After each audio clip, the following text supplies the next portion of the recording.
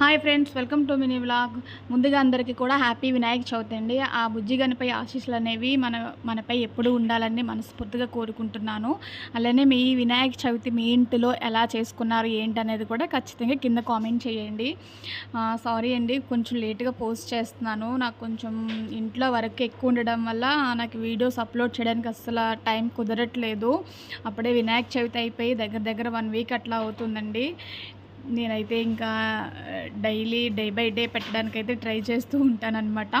ఇక్కడైతే నేను పూజ అంతా కూడా సింపుల్గా కంప్లీట్ చేసేసుకున్నాము. మా అపార్ట్మెంట్లో కూడా వినాయకుడిని పెట్టుకున్నామండి. ఒక 5 డేస్ అట్లాగా పెట్టుకుంటామన్నమాట. ఆ 5 డేస్ సంబంధించి పూజలు కావచ్చు, యాక్టివిటీస్ కావచ్చు, అవన్నీ కూడా నేను షూట్ చేసి పెట్టాను. అవన్నీ కూడా మీతో షేర్ చేసుకుంటానండి. ఇక్కడైతే పూజ అంతా కూడా కంప్లీట్ చేసేసుకున్నాము. సింపుల్గానే చేసుకున్నామండి పూజ అంతా కూడా. దీనికి సంబంధించిన ఫుల్ వీడియో అనేది మన ఛానల్లో అప్లోడ్ చేశాను.